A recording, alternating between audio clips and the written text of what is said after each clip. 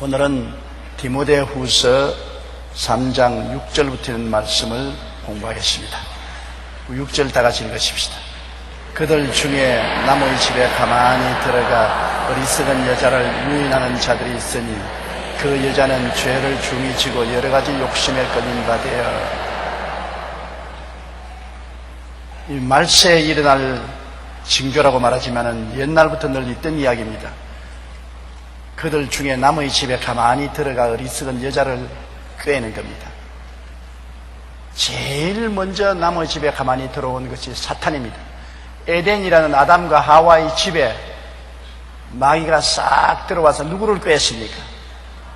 하와를 꾀했습니다. 아담을 꾀지 않았었습니다. 언제나 마귀는 여성을 노리는 것입니다. 왜 그러냐? 여성이 남자보다 감성이 풍부하고 또 설득을 당하고 또 남자보다 욕심이 많습니다. 그러므로 아주 유혹하는 욕심의 양념을 쳐서 여자를 유혹하면 여자가 넘어간단 말입니다. 감성이 풍부하고 설득을 다 잘 당하고 마음에 욕심이 있기 때문에 마귀에게 유혹을 잘 당합니다. 그래서 마귀가 에덴 아담과 하와의 집에 들어와서 아담을 꾀지 않았습니다. 하와를 깼습니다. 아담의 부인인 하와를 깼습니다. 정말 이 동산의 실과를 다 먹지 말라고 하더냐? 아니야, 실과를 다 먹되 선악을 실과는 먹지도 말고 만지도 말라, 죽을까 하노라 하더라. 하나님의 말씀을 그대로 하지 않고 확대 해석했습니다. 하나님은 선악과를 먹는 날에는 반드시 죽으려 했는데 먹지도 말고 만지도 말라, 죽을까 하노라. 안 죽을 수도 있다는 것입니다. 그러니까 마귀가 달라들어가지고서 아니라, 먹는 날에는 눈이 밝아도 하나님처럼 된다, 욕심에 탓질을 했습니다. 그러니까 하와가 그냥 욕심에 홀딱 설득을 대해서 넘어가서 선악과를 따먹고 그 다음에는 남편에게 주었습니다. 남편은 선악과를 먹으면 죽는 줄 번연히 알면서도 아내의 사랑과 설득에 넘어간 것입니다. 대개 남자들은 부인에게 넘어가요. 밖에서 힘든 일은 다 하면서도 실제 들어와서 아내에게는 마음을 열어놓고 아내의 말에 귀를 기울이고 설득에 넘어가서 시키는 대로 잘 해요. 그러므로 남편을 잘 구슬으면 남편 다스리기가 별로 어렵지 않습니다. 남자들은 겉으로 우락부락한 것 같지만은 속이 비어 있어요. 속이 허합니다. 그러므로 다른 데서는 설득을 잘 안 받을지라도 자기 아내에게는 잘 설득을 하면 넘어가는 게, 아담이 넘어갔으니까 말할 필요 없지요. 그런데 여기에 그들 중에 남의 집에 가만히 들어갔는데 왜 이단 사슬들이 남의 집에 들어가느냐? 요사이는 이와 같이 많은 성도가 모여서 교회당을 짓고 한 곳에 모여서 예배를 드리지만은 옛날 초대교회는 교회당이 없었습니다. 모두 다 가정예배입니다. 우리 구역예배와 같이 가정에서 두세 사람 이상 모여서 예배를 드렸습니다. 그렇기 때문에 예배에 모이는 것은 가정에서 모이므로 이단과 사설을 가진 교사들이 가정예배당에 들어가서 유인을 하는 것입니다. 오늘날도 여러분 중국에 가면은 국가가 인정한 3자 교회에는 교회를 인정하지 않기 때문에 많은 지하교회가 있습니다. 그 지하교회라는 것은 가정교회인 것입니다. 가정에서 모였다가 헤어진 지하교회인 것입니다. 또 많은 이슬람 국가에서는 국가에서 기독교를 못 믿게 하므로 그곳에서도 숨어서 믿는데 가정교회인 것입니다. 북한도 마찬가지입니다. 북한도 지하교회 이외에는 어디 모일 자리가 없었기 때문에 가정에서 몰래 믿다가 잡혀서 수용소에 끌려가기도 하고 총살당하기도 하는 비극이 일어나고 있는 것입니다. 그러므로 옛날에는 더구나 더 교회가 약할 때에는 적은 수가 모여서 가정에서 예배를 드리는데 그들 중에 남의 집에 가만히 들어가서 어리석은 여자를 유인합니다. 어리석은 여자, 아까 제가 말한 것처럼 감수성이 예민하고 설득을 잘 당하고 마음에 욕심이 많은 여자에게 미끼를 던져서 유인을 하는 것입니다. 이단 사설을 믿도록 하는 것입니다. 진리는 하나만 딱 믿고 그만 의지했으면 되는데 진리에 대해서 자꾸 의심을 붙이면 안 되는 것입니다. 하나님이 선악과를 먹는 날에는 죽는다 했으면 그대로 믿는 것입니다. 그런데 먹지도 말고 만지지도 말라 죽을까 하노라 이렇게 자꾸 변경시키면 안 되는 것입니다. 가장 위험한 것이 오늘 이단들이 들어와서 우리에게 유혹을 하는 것은 자기가 하나님 아버지다, 자기가 재림주다, 자기가 성령이다, 자기가 엘리야다, 자기가 세례 요한이다, 하나님의 특별한 계시를 받았다, 이런 말에 미혹이 되어서 귀를 기울이고 솔곳하게 따라가면 망하게 되는 거예요. 대개 교회는 여성들이 남자들보다 많습니다. 더구나 가정교회 같이 모이는 데는 여성들이 주로 많이 모이는데 그곳에 가서 여성들의 기질에 맞도록 이단과 사설을 퍼뜨리면 여자들이 넘어가거든요. 대개 여성들이 호기심이 많고 신기한 것을 좋아하기 때문에 특별한 계시다, 이것은 당신들에게만 알려주는 것이다, 이 계시를 받은 사람만이 구원을 받는다, 이렇게 미혹을 한 것입니다. 여러분, 진리에 완전히 서서 무장을 하지 아니하는 사람은 그러한 유혹에 넘어가는 것입니다. 구약시대에는 하나님이 베일 속에 간부인 하나님이신 것입니다. 구약에 아브라함과 이삭과 야곱, 모세, 다윗이나 모든 선지자들에게 나타난 하나님은 직접 나타나지 않았습니다. 하나님이 천사를 통해서 혹은 선지자를 통해서 제사장을 통해서 왕을 통해서 나타났지 베일에 감추인 하나님이었습니다. 정면에 나타나지 않았었습니다. 신약과 구약이 다른 것은 신약시대는 하나님이 베일을 제껴버리고 하나님이 직접 예수님이라는 육신을 통해서 우리에게 찾아온 것입니다. 그러므로 신약시대는 숨어 계시던 하나님이 베일을 제끼고 본체를 예수 그리스도를 통해서 우리에게 완전히 찾아오신 하나님이신 것입니다. 이러므로 역사 이래로 하나님이 베일을 벗고 우리에게 완전히 나타나신 분은 예수님밖에 없습니다. 예수님과 하나님 아버지는 하나이신 것입니다.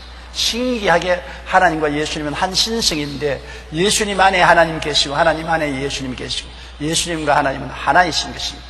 그런데 예수님이 육신을 쓰고 왔다는 것은 하나님이 예수님을 통해서 우리를 찾아오신 것입니다. 그렇기 때문에 우리가 예수님을 만나면 하나님을 만난 것입니다.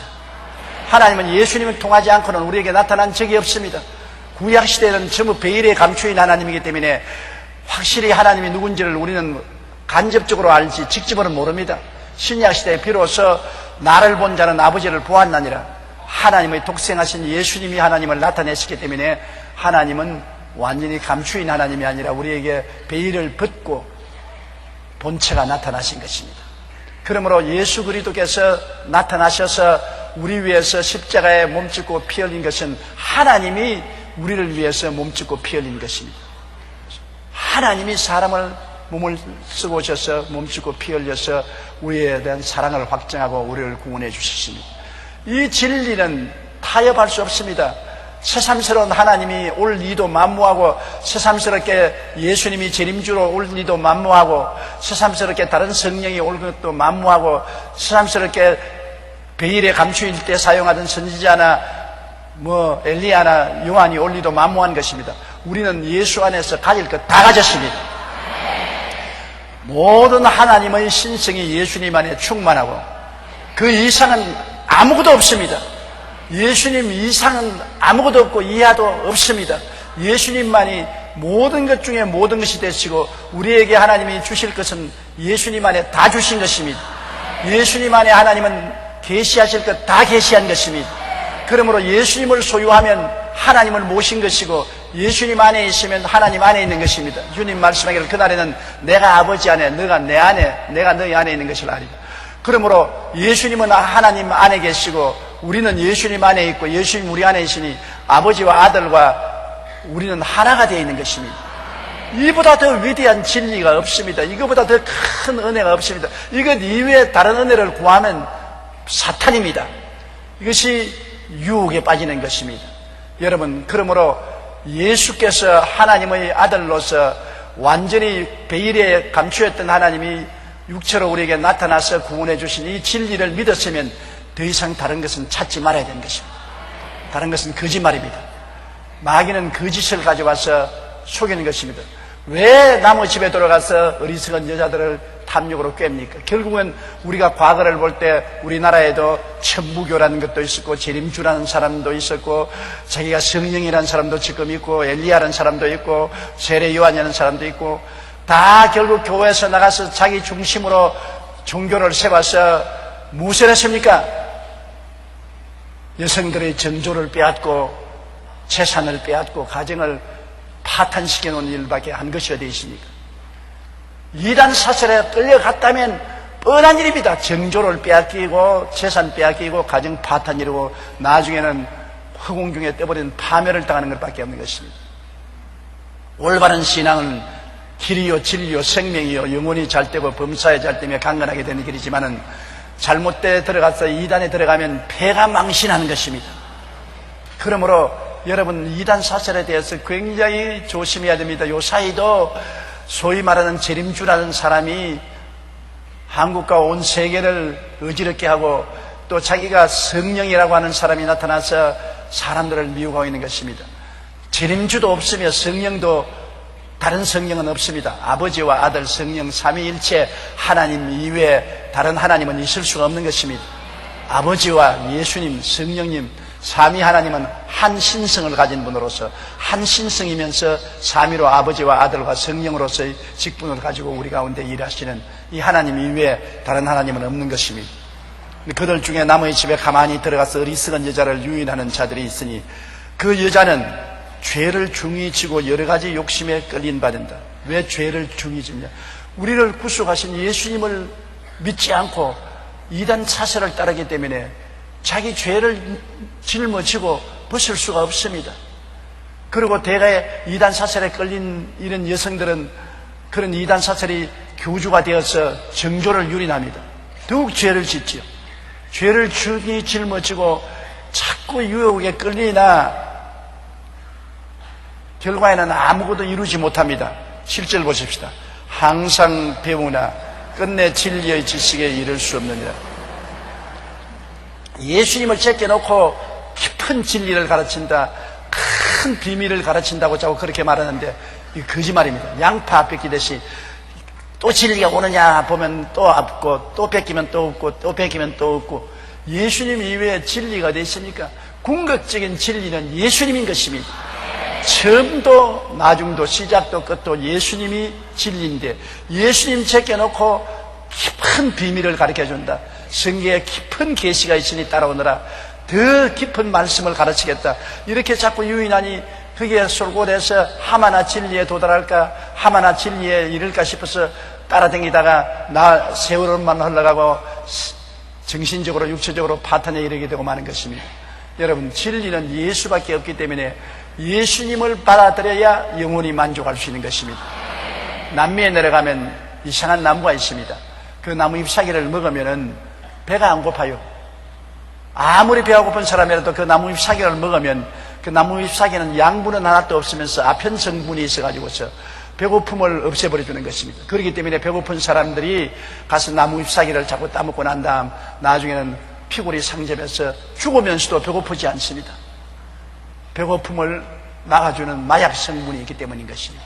영양분이 없습니다. 이단과 사설의 가르침은 이 나무 잎사귀와 같습니다. 이단과 사설을 따라다니면서 뭘 먹는 즉 하고 자꾸 받아먹고 배는 안 고픈 것 같지만서도 영혼은 말라 죽어버리고 마는 것입니다. 2차 대전 때 독일이 너무나 재정이 압력을 당하고 음식이 없으니까 군인들에게 먹일 양식이 없어요. 그래서 어떻게 했느냐, 톱밥을 쪄서 빵으로 만들었습니다. 실제 빵과 똑같이 향기도 냄새도 똑같이 만들었으나 톱밥으로서 빵을 만들어서 군인들에게 먹였습니다. 군인들이 허겁지겁 먹으니까 배는 부르지요. 그러나 얼마 안 가서 픽픽 쓰러지거든. 배는 부른데 쓰러져요. 왜? 톱밥 속에는 양분이 없기 때문에 배는 불렀지만은 쓰러져 그마는 것입니다. 이단과 사설이 가르치는 모든 것은 굉장히 배운 것 같고 진리를 깨달은 것 같고 지식을 깨달은 것 같으나 다 영적으로 픽픽 쓰러져 죽어버리는 것은 실제적으로 생명의 양식이 없기 때문인 것입니다. 생명의 양식은 예수님인 것입니다. 내가 하늘에서 내려온 떡이니 누구든지 나를 먹는 자는 영원히 살리라. 하늘에서 내려온 생명의 떡은 예수님 이외에는 없다는 것을 여러분 알아야 되는 것입니다. 제가 거듭 여러분 두고 부탁하고 말씀드리는 것은 예수 그리스도 우리 주님, 그 안에 하나님이 계시고 그 안에 성령이 역사하시고 이 예수님을 떠난 어떠한 깊은 진리와 계시와 묵시를 받아도 저주를 받을지어다. 하늘에서 지금 천사가 나타나서 이 강단에 서서 예수 그리스도의 복음 위에 다른 복음을 전하면 저주를 받을지어다. 마호메토가 바로 굴 속에서 기도할 때 가브리엘 천사가 나타나서 알라 신을 계시하고 이슬람교를 주었다 했습니다. 그것은 주 한 600년 가까이 후에 그런 일이 났는데 그것을 받아서 오늘날 이슬람교가 전 세계로 퍼져나오고 있는데 이것은 그리스도의 진리가 아니지요. 예수님이 진리 이후에 600년 이후에 어디에 하늘의 천사인 가브리엘이 나타나서 그리스도의 복음 위에 다른 복음을 전합니까? 예수님 이외에 다른 알라신을 전해서 그것을 복음이라고 말하는데 이것은 예수 그리스도의 진리가 아니므로 이단이지 진리가 아닌 것입니다. 천사가 와도 절대로 예수 그리스도의 복음 이외에 다른 복음을 전하면 그것은 지옥 가는 거짓이요, 톱밥이요, 벼를 헛배 불리게 하는 나무 잎사귀요, 영양분이 없다는 것을 알아야 되는 것입니다. 살아도 예수, 죽어도 예수입니다. 그 이외에는 없어요. 우리 위해서 십자가에 몸짓고 피 흘려 죽으신 분이 누가 있습니까? 우리 죄를 갚지 않고 공짜로 죄사함을 어떻게 받습니까? 죄를 지은 자는 죽는데 그 죽음의 사형을 대신 갚아준 사람이 누가 있습니까? 공자가 그랬습니까? 맹자가 그랬습니까? 석가가 그랬습니까? 마호메트가 그랬습니까? 누가 우리 죄를 위해서 대신 죽어주었습니까?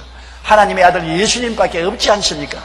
하나님이 죄 없이 오셔서 우리 죄를 대신 짊어지고 십자가에 죽었다가 사흘 만에 부활하심으로 죄를 다 털어버리고 모든 사망의 권세를 이기고 우리에게 영원한 희망을 주었는데 그리스도 안에 나타난 하나님 아버지, 이것만이 우리의 빛이요, 소망이요, 생명이요, 길이요, 진리요, 모든 것 중에 모든 것이 되시는 것입니다. 예수를 떠난 가르침은 항상 배우나 끝내 진리의 지식에 이를 수가 없는 것입니다.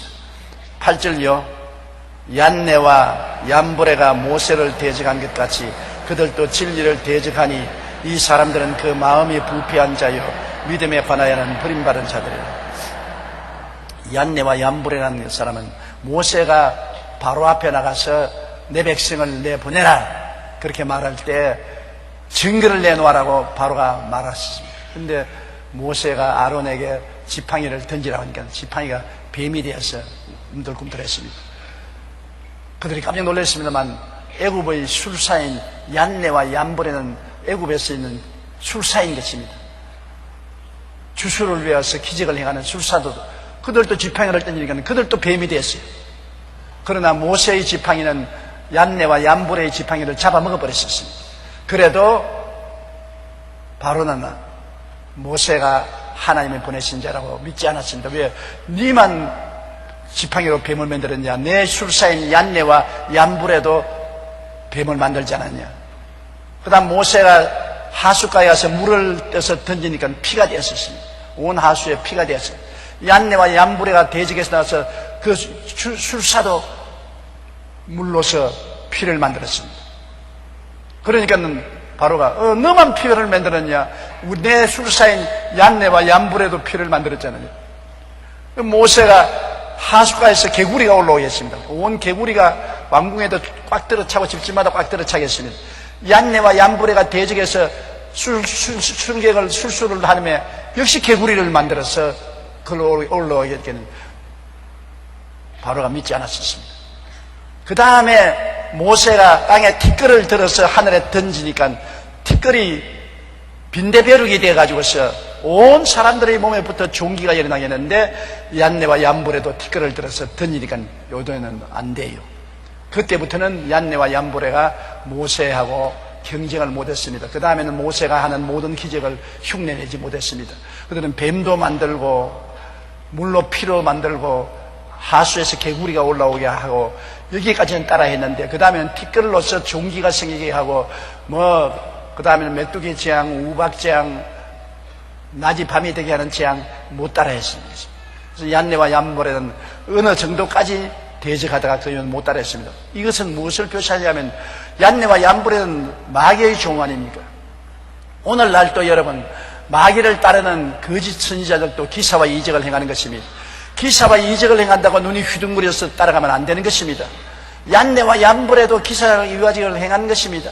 오늘날도 마귀들도 자기들 동료인 귀신을 쫓아내기도 하고 병을 고치기도 하고 기사와 이적을 행하기도 하는 것입니다. 무당 묵구리 할 때 짝도 위에 올라서서 춤추는 것 보았죠? 날이 10푸른 짝도 위에 올라가서 춤춥니다. 그런 것도 행하는 것입니다. 그런 행함을 가지고서 현혹되면 안 돼요. 우리 예수 믿는 사람은 성령의 능력으로 그들보다 더 큰 일을 행해야 될 것입니다. 예수님께서 하신 말씀이 나를 믿는 자는 내가 한 일을 저도 할 것이요 이보다 더 큰 것도 하리니 내가 아버지로 함이라.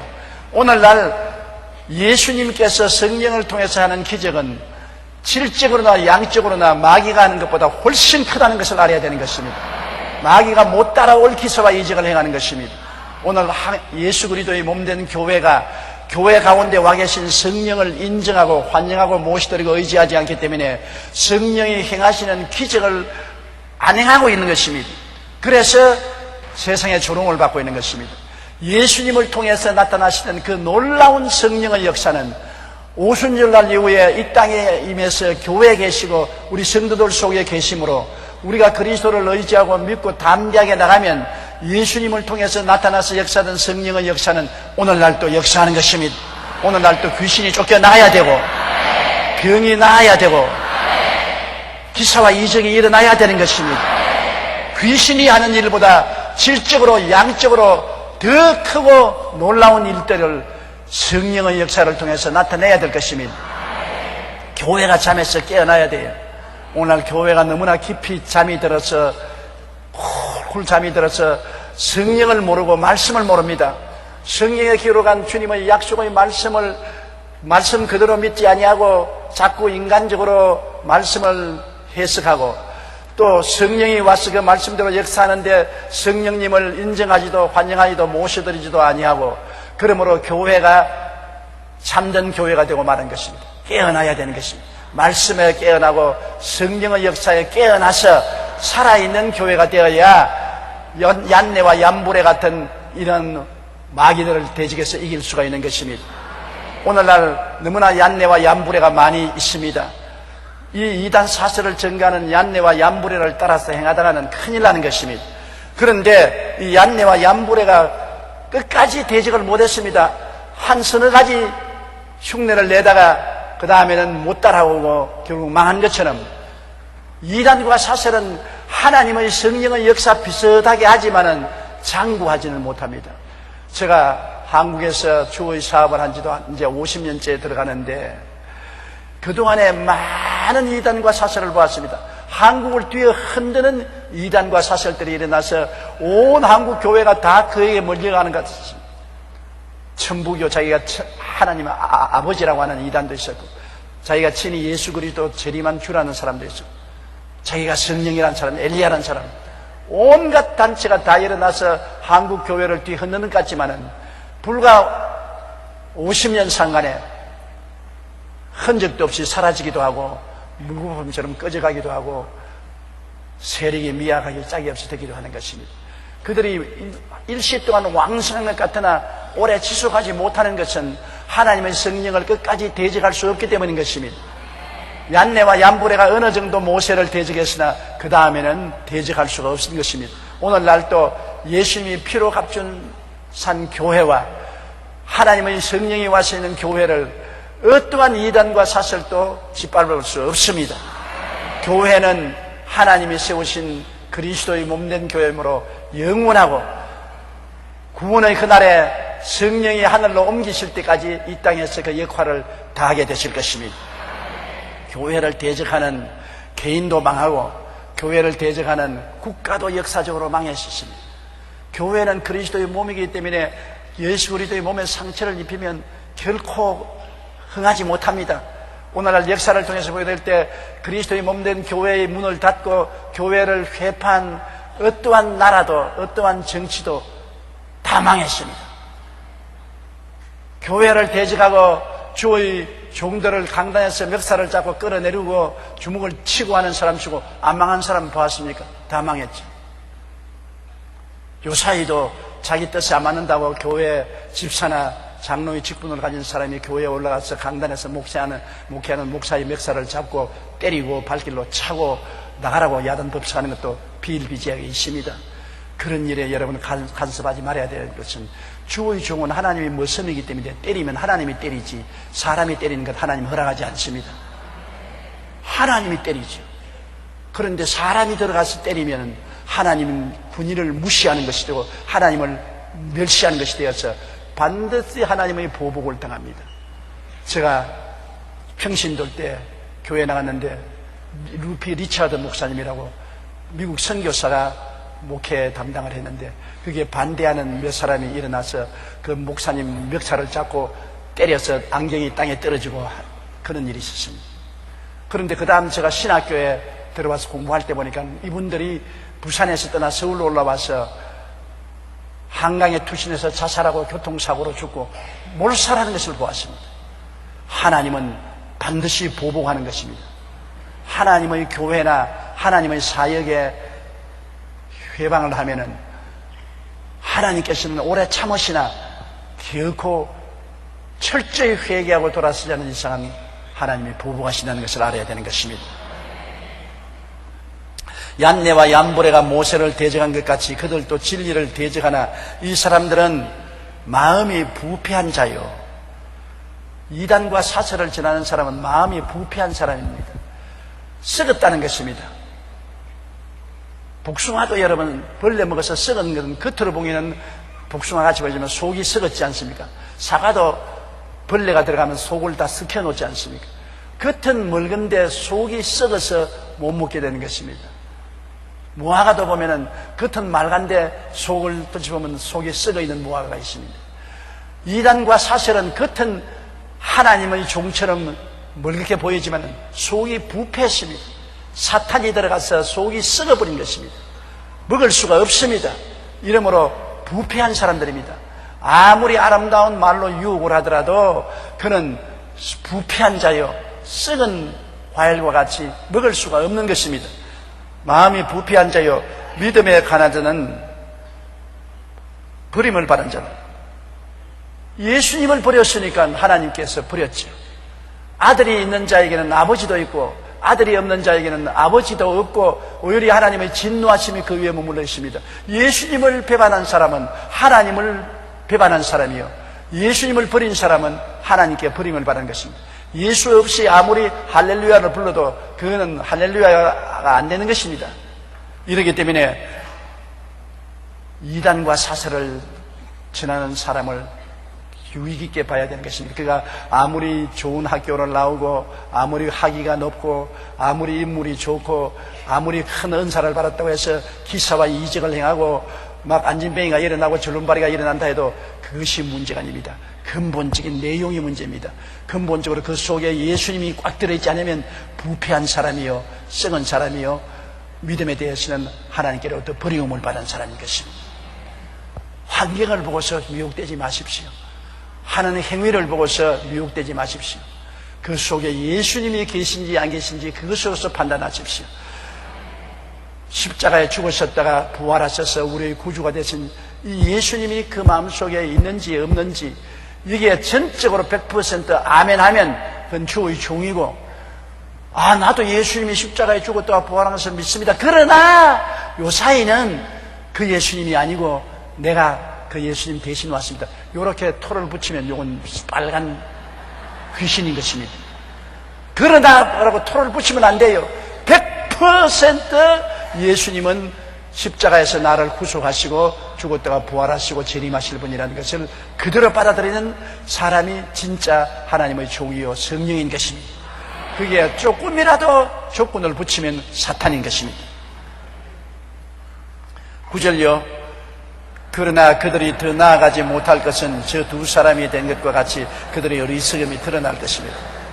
얀네와 얀보레의 어리석음이 드러났습니다. 처음에 지팡이로 뱀도 만들고 하수에 물을 떠서 피도 만들고 또 개구리가 올라오기도 할 때는 야, 모세와 같네. 모세의 하나님의 능력과 다를 게 뭐냐 했는데 그 다음에 티끌로서 일을 만드는 데는 하지 못했습니다. 그 다음 모세가 하는 일에 대해서는 못 따라하니까 자기들이 거짓되고 어리석음이 드러난 것입니다. 마귀가 하는 짓은 처음에는 하나님의 사역을 흉내내는 것 같이 하지만은 나중에 끝에 가서는 다 들통이 나는 것입니다. 왜냐하면 진리가 아니기 때문에 거짓은 언제 끝에 드러나는 것입니다.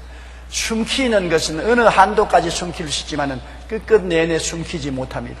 하나님이 같이 계시지 않은 모든 것은 다 들통이 나는 것입니다. 거짓이 드러나는 것입니다. 공산주의가 70년 전에 들어와서 모든 노동자, 농민을 잘 살려준다고 그 명목으로 얼마나 많은 사람을 죽였습니까? 공산주의에 반대하는 동포들을 소련 스탈린은 5천만 명이나 죽였고, 중공도 모택동이가 5천만 명 이상 죽였다고 합니다. 북한에도 수백만 명 죽였습니다. 공산당의 이름으로 농민과 노동자를 잘 살게 한다면서 얼마나 많은 사람을 죽였고, 그 다음에 70년 만에 공산주의는 온 공산주의를 믿는 나라마다 거지가 되게 만들었습니다. 잘 먹고 잘 입고 잘 살게 해주겠다 했는데 노동자, 농민을 완전히 깡통 들고 거지로 만들어서 공산주의가 무너지고 마는 것입니다. 그들은 거짓을 포장했으나 70년이 가지 못해서 박살이 난 것입니다. 독일의 나치도 무너졌지요. 일본의 제국주의도 무너졌지요. 오직 예수 그리스도의 진리만이 무너지지 않은 것입니다.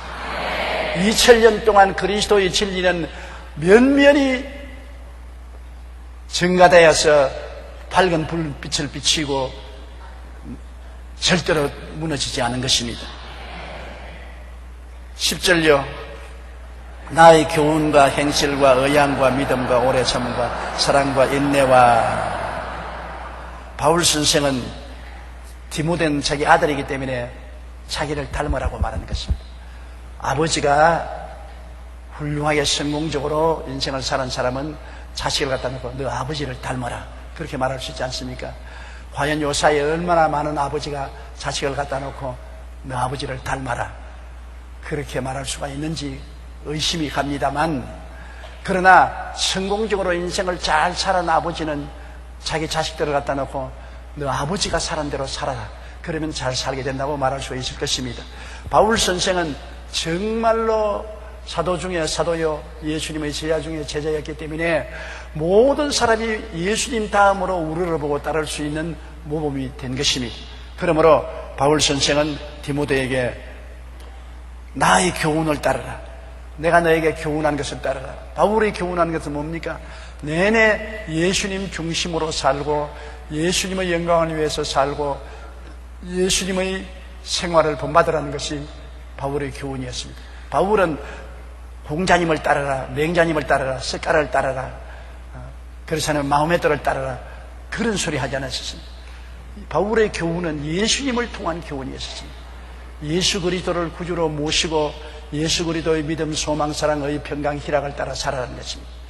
예수님의 교훈, 우리도 자식들을 기를 때 예수님의 교훈을 따라서 자식들을 길러야 되는 것입니다. 예수 잘 믿고 주님 안에서 믿음을 가지고 주님 안에서 소망을 가지고 예수님의 사랑과 인내를 가지고 살아가고 예수 그리스도의 십자가의 은혜를 바라보고 살아가고 교훈해야 되는 것입니다. 예수님 교훈 이외에 더 좋은 교훈이 어디 있습니까? 세계에서 가장 좋은 교훈이 예수님의 교훈인 것입니다. 왜냐하면 주를 아는 것이 지혜의 근본이고 지식의 근본이 되는 것입니다.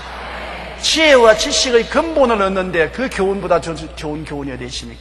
그러면 어릴 때부터 예수님을 믿고 경배하고 예수님을 따르고 예수님의 가르침을 실천하는 생활이 가장 성공적인 삶을 사는 것입니다. 그러므로 나의 교훈과 행실과 바울 선생은 말로만 믿는 것이 아니라 행위로서 모범을 보이는 것입니다. 바울은 그 행위가 의롭고 거룩하고 진실하였습니다. 의와 진리와 거룩함이 바울의 생애였습니다. 그러므로 바울은 내 행실을 따르라. 의와 진실함과 거룩함으로 인생을 살아라. 우리가 예수 믿고 난 다음에 믿음으로 구원을 받았지만 구원받고 난 다음에 사는 발걸음이 대단히 중요한 것입니다. 구원을 받고 난 다음에도 옛날처럼 살아서는 안 되지 않습니까? 옛날은 마귀의 자식이었는데 구원받고 하나님의 자녀가 되었으므로 이제는 구원받았으므로 하나님 자녀답게 살게 하기 위해서 하나님이 성령을 주셨단 말입니다. 성령을 모셨으므로 말씀을 따라서 의롭게 살아야 되고 거룩하게 살아야 되고 참되게 살아야 되는 것입니다. 그런 행실로 열매를 맺어야 다른 사람들이 보고 야 진짜 예수 믿고 달라졌구나. 가족들도 그렇습니다. 예수 믿고 난 다음에 의와 진리와 거룩함으로 살면 야 정말 달라졌구나 아는 것입니다. 정말로 거듭나면 집에 개도 안답니다. 거듭나기 전에는 개를 발길로 차고 욕을 하다가 거듭난 이후로는 개조차 쓰다듬어주고 사랑해주니까 개조차 아 우리 주인이 예수 믿었구나 그렇게 안다는 겁니다. 변화가 와야 돼요. 예수 믿고 구원받았으면 그 행실에 열매를 맺어야 돼요. 의롭고 진실하고 거룩한 열매가 있어야 믿는 증거가 되는 것입니다. 그러므로 바울 선생은 내가 가르친 예수 그리스도 안의 교훈과 행실과 의향이라는 것은 마음의 방향을 말하는 것입니다. 한결같은 마음. 내가 예수님을 믿었으면 끝까지 예수님을 따라가는 의향, 한결같이 핍박이 오니까 그리스도를 버리고 세상 유혹이 오니까 그를 따라가고 이렇게 하면 안 되지 않아요. 의향이 한결같아야 되는 것입니다. 요사이 제가 중국 방송을 보니까 중국 방송에서 참 큰 문제가 생겼다. 그러니까 젊은이들이 만난 지 한 달 만에 결혼하고 만난 지 2달 만에 이혼한다. 전부 황금 만능주의로 가문 좋고 돈 잘 벌면 과거에 어떻든 물어보지도 아니하고 한 달 만에 결혼해서 그 다음 마음이 안 맞으니까 2달 만에 이혼해서 이혼율이 엄청나게 많아진다는 것입니다. 중국에도 공산주의가 물러가고 자본주의가 들어오게 되므로 황금 만능주의, 돈, 쾌락, 출세가 만능주의가 되므로 돈과 출세와 쾌락을 위해서 결혼을 하고 그것에 어긋나면 버리는 이러한 큰 도덕적인 어려움이 다가오고 있다는 것입니다. 사람의 마음의 의향을 두려워해야 돼요. 저 사람은 정말 변하지 않고 좋을 때나 어려울 때나 병들 때나 건강할 때나 행복할 때나 불행할 때나 한결같이 사랑할 수 있다는 그런 의향을 알아야 되는 것입니다. 제가 결혼식 치료할 때 늘 묻는 그거 아닙니까? 신랑이나 시부 보고 항상 좋을 때나 어려울 때나 부유할 때나 가난할 때나 병들 때나 건강할 때나 행복할 때나 불행할 때나 변치 않고 사랑하겠습니까? 대답은 잘하지. 예. 깊이 생각도 안 하고 예 하고 대답하는 것입니다. 옛날 사람들은 그렇게 받아들였어요. 의향이 일정해서 결혼하면 죽을 때까지 살겠다고 결정을 내렸는데 요사이 젊은이들은 그렇지 않아요. 요사이 젊은이들은 내가 편하면 같이 살고 안 편하면 굿바이다. 뭘 끝까지 짐을 지고 살 것이 있느냐. 그러한 유행이 젊은 세대에 부르고 있는 것입니다. 이러므로 굉장히 조심해야 돼요.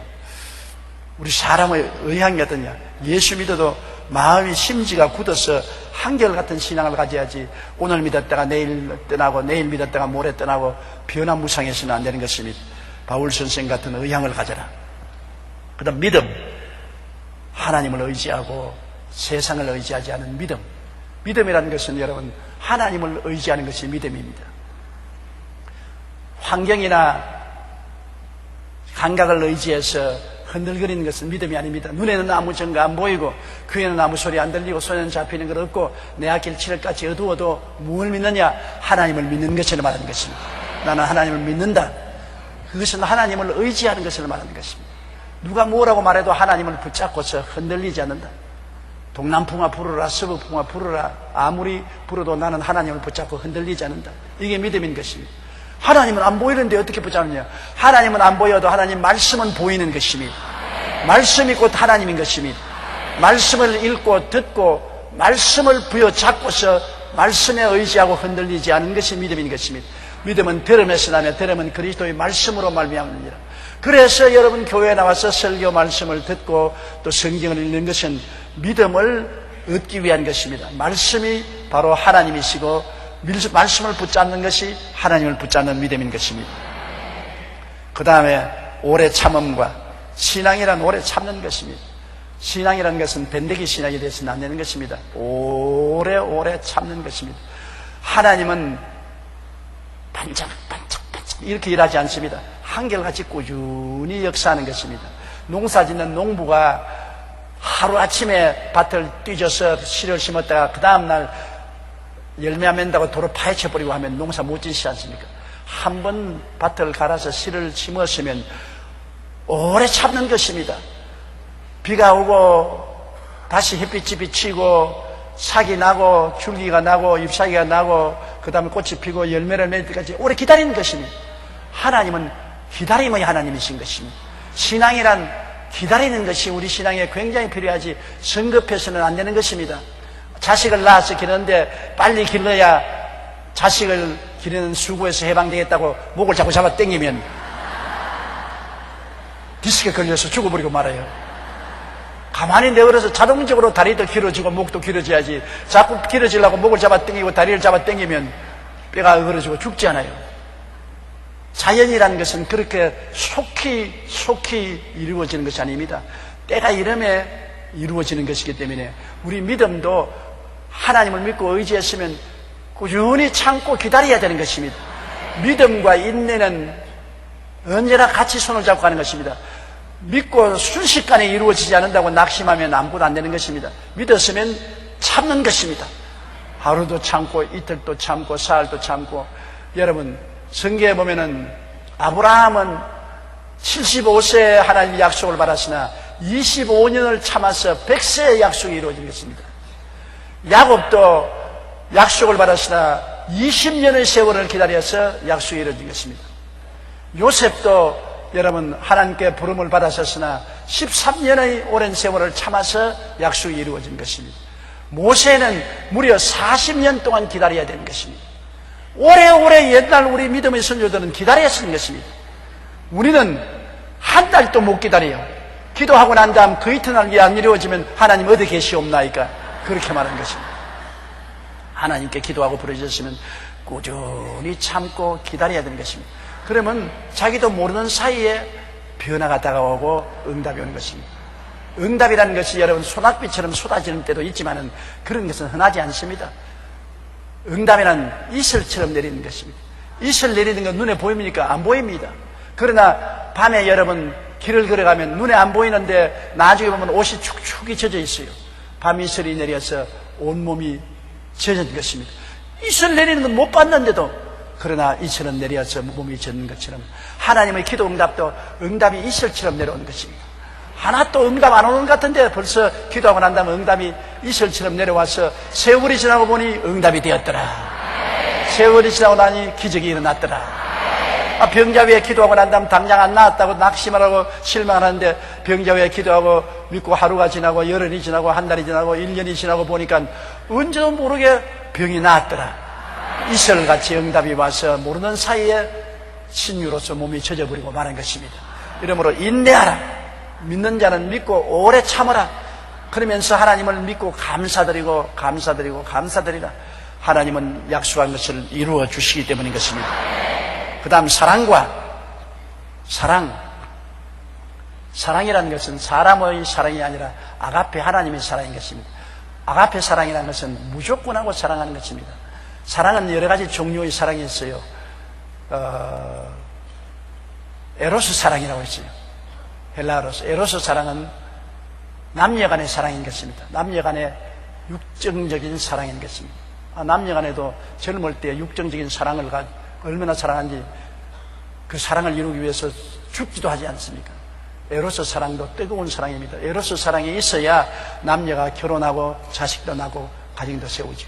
에로스 사랑. 그러나 에로스 사랑은 조건이 있습니다. 아무 남녀나 사랑하지 않습니다. 내 마음에 들어야 되지 않습니까? 조건부 사랑이죠. 그 다음 친구의 사랑은 필레오 사랑인 것입니다. 필레오는 친구의 사랑인데 친구도 아무나 친구가 되지 않습니다. 서로 마음이 맞은 사람끼리 친구가 되니 조건부 사랑인 것입니다. 그 다음에 부모와 자식의 사랑은 스톨케 사랑이라고 합니다. 그는 부모가 자식을 사랑하는 내 자식을 사랑하지 남의 자식을 내 자식처럼 사랑하지 않지 않습니까? 그러나 아가페 사랑은 그러함에도 불구하고 사랑합니다. 죄를 지었음에도 불구하고, 못났음에도 불구하고, 버림을 받아야 마땅함에도 불구하고 죄지은 그대로, 못난 그대로 사랑해준다. 이건 무슨 사랑이냐? 십자가 하나님의 사랑인 것입니다. 예수님이 십자가에서 우리 차별적으로 사랑한 건 아닌 것입니다. 우리가 이쁘니까 사랑하고, 친하니까 사랑하고, 내 자식이니까 사랑하고, 그런 거 아닙니다. 예수님은 온갖 죄를 짓고 하나님을 반역하고 추악하고 버림을 받아야 마땅한 일들을, 그러함에도 불구하고 대신 십자가를 흘러머지고 몸짓고 피 흘려 죄를 갚아주고, 내 사랑하는 자녀야 내 품에 안겨라, 수고하고 무거운 짐진 자들은 내게로 오라, 내가 쉬게 해주겠다. 이 사랑은 아가페 사랑인 것입니다. 아가페 사랑은 조건 없는 사랑인 것입니다. 하나님이 세상을 이처럼 사랑했다는 것은 아가페 사랑을 말하는 것입니다. 예수님이 우리를 사랑한다는 것은 조건 없는 사랑을 말하는 것입니다. 조건이 붙으면 우리는 구원받을 수 없습니다. 우리는 너무나 못났기 때문에 버림받을 조건이 많지 사랑받을 조건은 별로 없습니다. 무조건 하고 믿기만 하면 용서와 의와 영광을 얻는 사랑을 받게 되는 것입니다. 아가페 사랑. 그러므로 예수님의 십자가를 가슴에 안고 그리스도의 사랑을 받았으면 아가페 사랑으로 남편도 사랑하고 아내도 사랑하고 자식도 이웃도 사랑해야 되는 것입니다. 이것이 우리가 예수 믿는 사람의 노력을 해야 되는 것입니다. 예수 그리스도가 속에 들어오지 않고는 하나님의 사랑은 없습니다.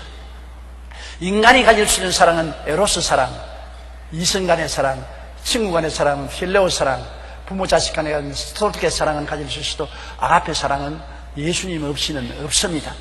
예수님이 속에 들어오면 십자가에 예수님이 몸짓고 피 흘린 그 사랑, 아가페 사랑을 의지하고, 주님이 나를 이렇게 사랑했으니 나도 주님 닮아서 사랑해야 되겠다는 마음의 변화를 가져올 수 있고, 그렇게 사랑할 수 있는 힘을 하나님이 주시는 것입니다. 그러므로 바울 선생은 이 아가페 사랑을 알라, 그리고 인내와, 내가 정말 많은 시련과 환난을 참은 것을 알라. 고추 당초 맵다 말라, 시집살이 더 맵더라고. 옛날에 시집살이 하면 인내하지 않고는 시집살이 못해요. 하루에도 12번 보따리 있어서 친정집으로 가고 싶은데, 그래도 오래 참아서 시집살이 했지 않습니까? 요사이야 시집살이 하는 사람 없지만은 옛날에야 시집살이 가혹하고 어려웠었습니다. 인내하는 것.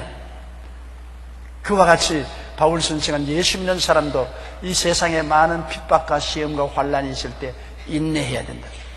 바울이 나를 닮아라. 참 놀라운 말 아닙니까?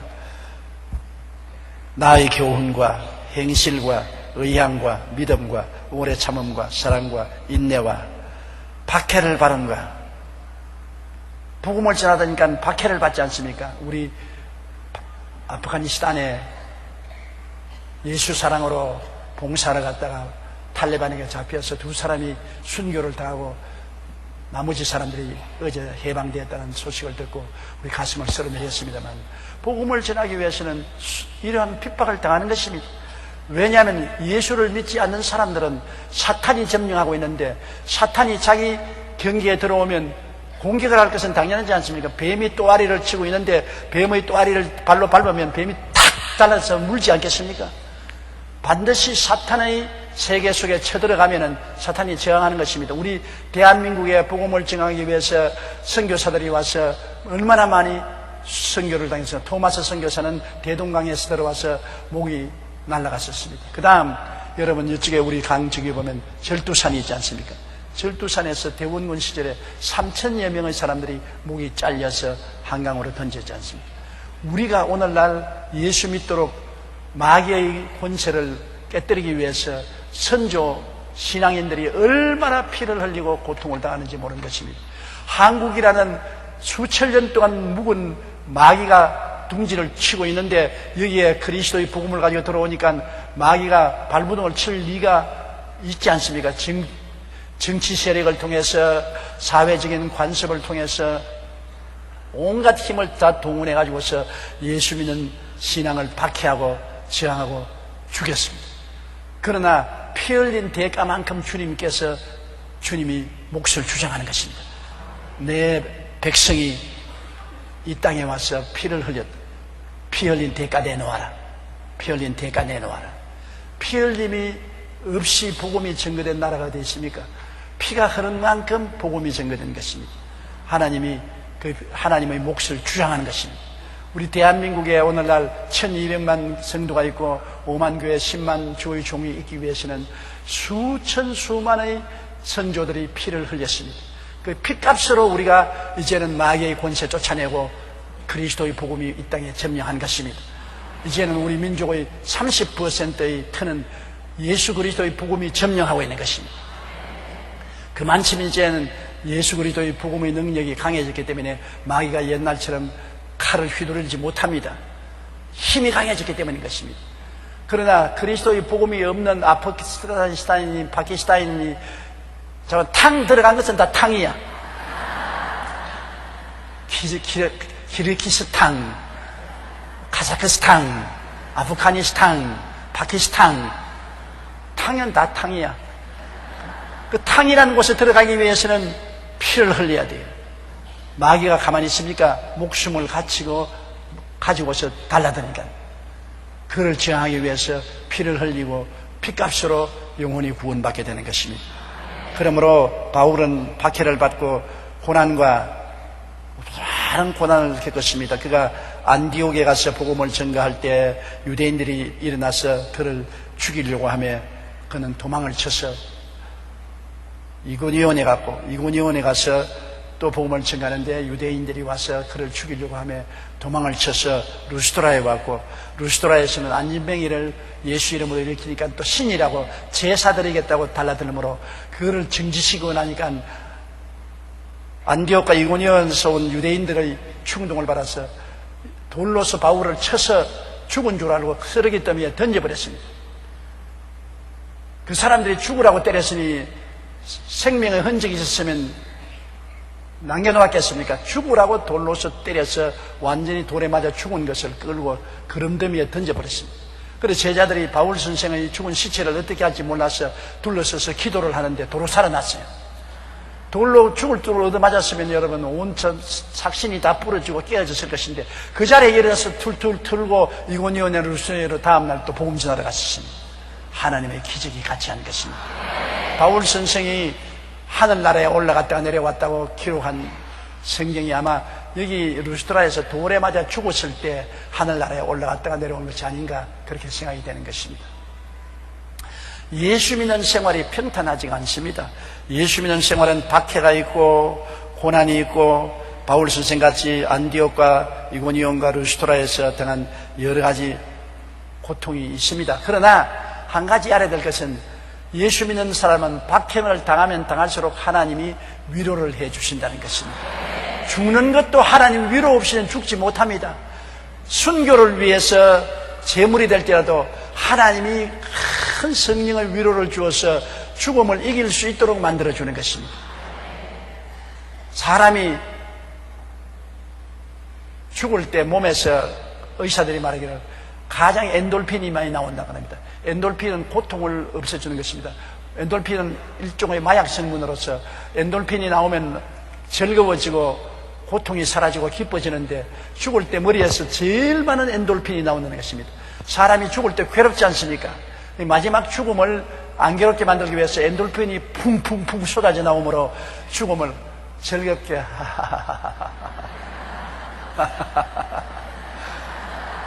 그렇게 죽게 만들어준다는 것입니다. 그런데 그것도 예수님을 믿는 사람은 하나님이 그 엔돌핀을 많이 주시지 흉악하게 사는 사람은 엔돌핀도 안 나오는 것 같아요. 흉악하게 죽는 거 보면은. 그런데 고난을 당할수록 하나님의 성령께서 위로를 해주시고 그 위로의 힘을 통해서 고난을 이기게 해주시는 것입니다. 하나님의 위로 없이는 우리가 살아갈 수 없습니다. 우리는 예수 믿고 난 다음에 하나님이 성령 주신 것은 성령은 영어로는 컴포트라고 말합니다. 위로자라는 것입니다. 성령은 다른 이름으로 말하면 위로자입니다. 따라 말씀해주세요. 성령은 위로자이다. 여러분 위로가 있어야 인생을 살지 않습니까? 어려운 삶을 사는 사람은 위로가 되는 친구가 있으면 친구하고 늘 전화하고 만나면 얼마나 큰 위로가 되지 않습니까? 집안에 큰 환난 당했을 때 지역장 구역장들이 와서 함께 짐을 짊어져주고 기도해주면 얼마나 위로가 되지 않습니까? 고통 중에 교회 왔을 때 주일날 주의 종의 말씀을 듣고 난 다음에 마음에 찡하고 위로가 되고 새로운 용기가 생겨나지 않습니까?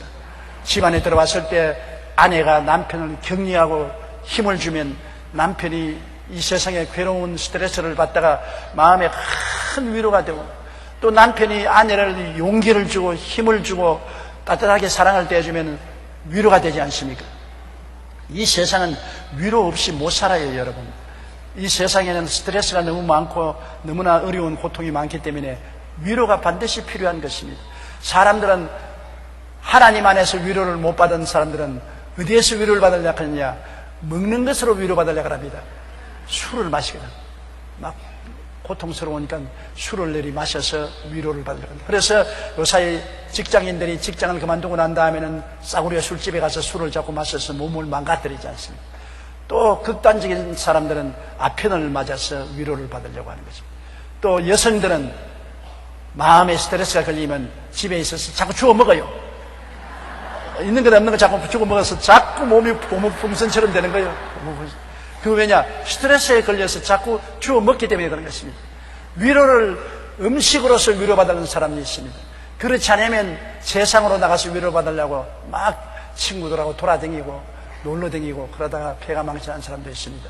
묻지 마라 관광하다가 신세 망친 사람 있잖아요. 위로를 받기는 받아야 돼요. 위로 없이는 못 살아요. 하루라도 위로가 필요한데 그 위로를 어디에서 받을 수 있냐? 예수 믿고 성령 안에서 받아야 되는 것입니다. 예수 믿고 성령이 와 계시고 성령이 위로하기 때문에 우리가 엎드려서 기도하고 성령이여 나를 위로하여 주시옵소서. 성령이여 나에게 평안을 주시옵소서. 울고 기도하고 찬송하고 의지하면 성령이 마음속에 위로해 주어서 고난을 감내해 나갈 수 있는 것입니다. 위로를 많이 받을수록 고난을 많이 이겨낼 수 있는 것입니다. 위로가 적을수록 고난을 적게밖에 못 받는 것입니다. 이러므로 하나님이 사용하는 주의 종은 큰 고난을 통해서 큰 위로를 받는 체험을 하는 것입니다. 굉장히 많은 고난을 받게 해서 위로를 통해서 고난을 이기게 하므로 나중에 그가 나가서 성도들을 가르칠 때 고난 속에 위로를 받고 일어날 수 있도록 교훈할 수가 있는 것입니다. 고난과 위로는 같이 갑니다. 위로가 없으면 고난에서 못 견뎌냅니다. 죽습니다. 여러분께서 치과에 가서 이빨 뽑을 때 진통제 놓지 않고 그냥 뽑아보세요. 생사람 잡지. 진통제를 놓고 난 다음에 이빨을 뽑으면 아픈 줄 모르지요. 진통제라는 위로가 있어야 이빨을 뽑지요. 오늘날 수술할 때도 반드시 진통제를 맞고서 수술을 하지 않습니까? 그게 위로인 것입니다. 오늘날 우리가 마음으로 위로도 이와 같은 진통제인 위로가 있어야 되는 것입니다. 위로만큼 좋은 게 없어요. 그러나 항상 위로는 세상에서 받으려고 하면 실망할 때가 많아요. 남편에게, 아내에게, 자식에게 위로받을 줄 기대했는데 그 위로를 받지 못하면 마음에 실망하지요. 세상의 쾌락을 통해서 위로받으려면 얼마 있지 않다가 더 큰 상처를 받게 되죠. 제일 좋은 위로가 성령님의 위로인 것입니다. 박해를 받음과 고난과 또한 안디옥과 이고니온과 루스드라에서 당한 일과 어떠한 박해를 받은 것을 내가 과연 보고 알거니와 우리 같이 읽으시면 내 혼자 다 읽었네. 11절 같이 읽으시면 박해를 받음과 고난과 또 안디옥과 이고니온과 루스드라에서 당한 일과 어떠한 박해를 받은 것을 내가 과연 보고 알았거니와 주께서 이 모든 것 가운데서 나를 건지셨느니라.